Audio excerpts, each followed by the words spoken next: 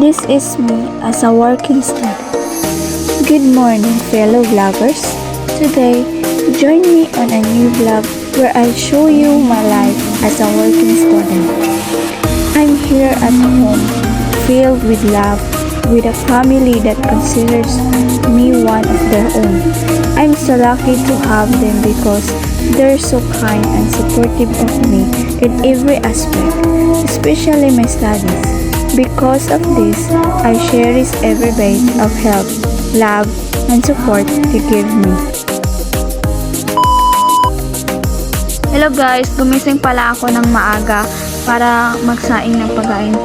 Suklay-suklay lang muna, tas para pagising ay hindi maganda pa rin pagising. Ayan, nagsaing na ako para may makain kami mamaya pag gabi pa yan. Para may makain kami ng maaga. Ayan, nagsaing ako. Pagkatapos kong magsaing, ay nagwawalis ako para malinis ang aming bahay. Before ako aalis papuntang paaralan, ginagawa ko muna ang aking mga gawain sa bahay. Ayan, nagwawalis ako sa labas kasi matapos na akong nagwawalis sa loob.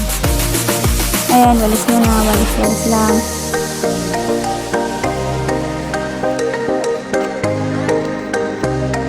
So ayan, naglalakad na ako papuntang paaralan kasi natapos ko na ang gawain sa aming bahay. Tapos na ako naligo, magbihis kaya.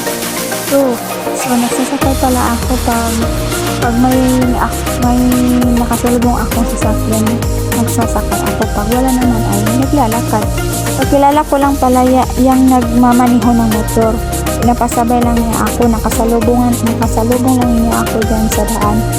Kaya pinasakay niya ako kasi siya lang mag-isa. Papunta din siya ng paaralan. Kaya pinasakay niya ako. Ayun, masaya kasi hindi na ako maglalakad.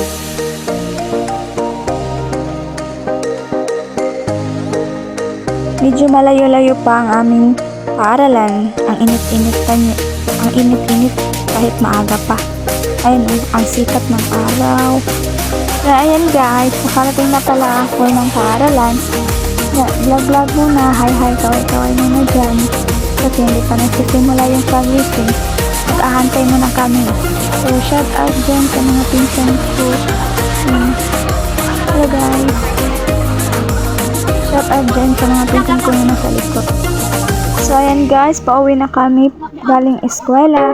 Hindi ko na na-videohan yung anong nangyayari sa paaralan kasi busy ako.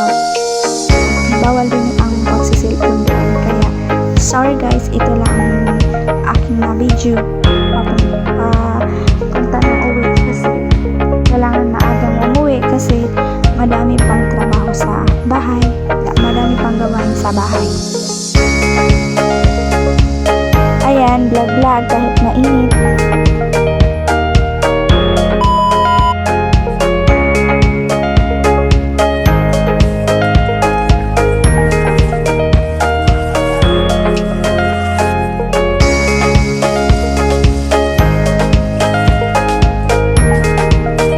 Ito pala ang aking ginagawa pag walang pasok.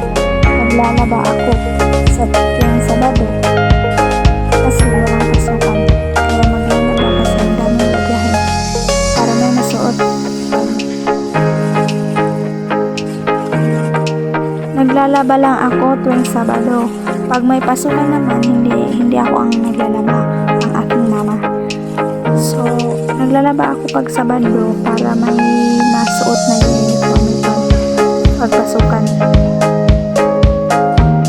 So ayan, it's laundry time kahit mainit.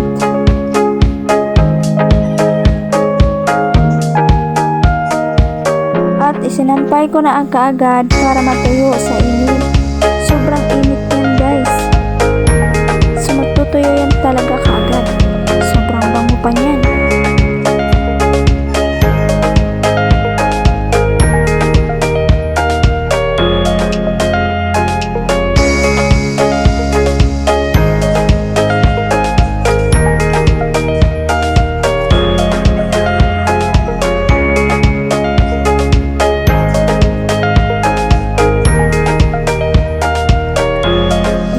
ibang sampay na naman. Dami kong labahin kasi. Dapat isampayan ka agad. Kahit mainit pa. Para pag tuyo, mabango. Dami kong daw nilalagay dyan. Mababango talaga yan pag nasampay ng mainit.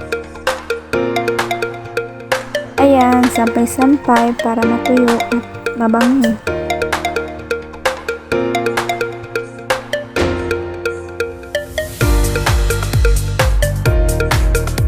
Sobrang init na talaga niyan. Tiniis ko na lang kasi para masampay ko lahat. Para maging matuyo siya pag mamaya.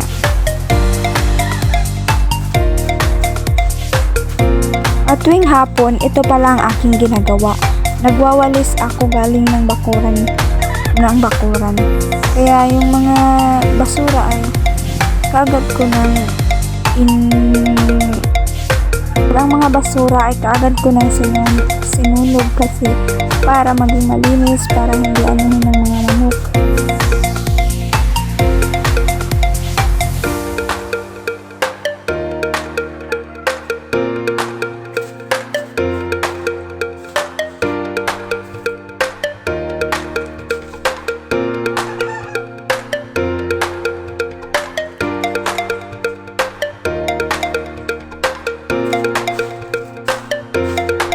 Binabantayan ko muna yung basura. Sa pagsusunog ng basura, malapit na siyang maubos kaya aalis na ako mamaya.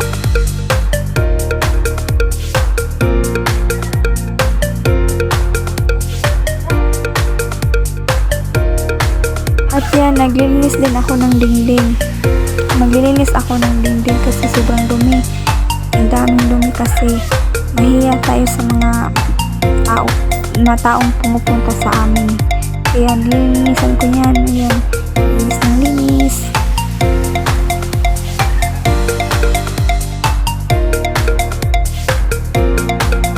Linis lang ng linis hanggang matapos para hindi tayo mahiya sa mga taong pumupunta, lalo na sa mga bisita.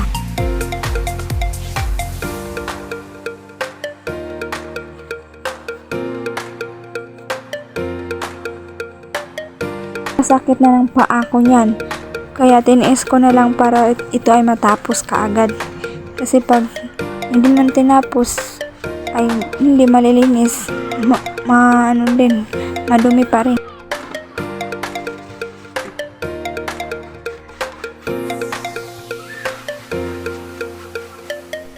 Sometimes I also wash the cleaning rags to make them clean and reusable. I only do this sometimes because my mother usually does it.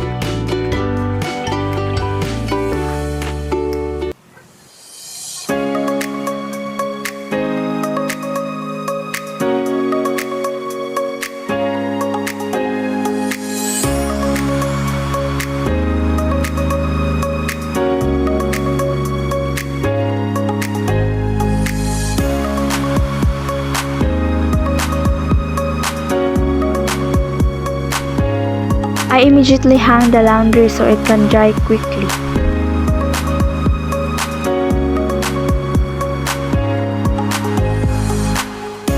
Sinampay ko na kaagad ang aking nilalabhan para ito ay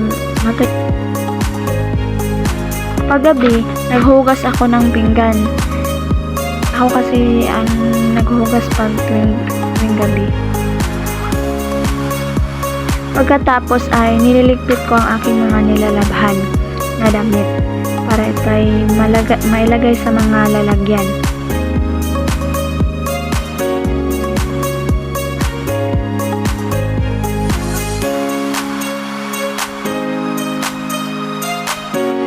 Nagsisimula na ako niyan, kahit masakit na ang aking likod ay tinis ko pa rin para lang matapos ako at makapagpahinga na ako pagkatapos.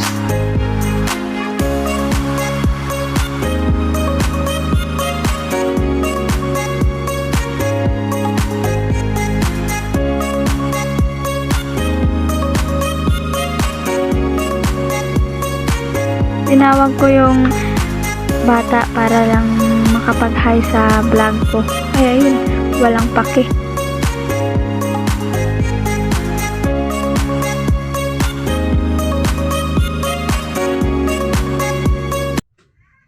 Yan, nilapit ko na ang camera para makita kung ano talaga ang aking ginagawa para mas malinaw naman.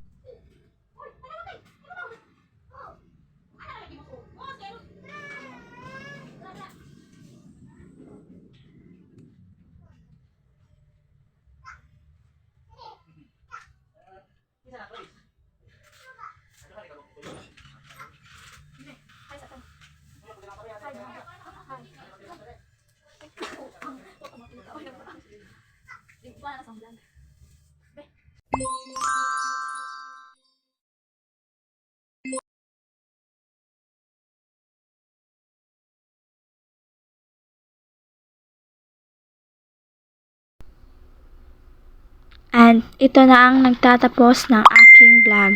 So the end. Thank you for watching.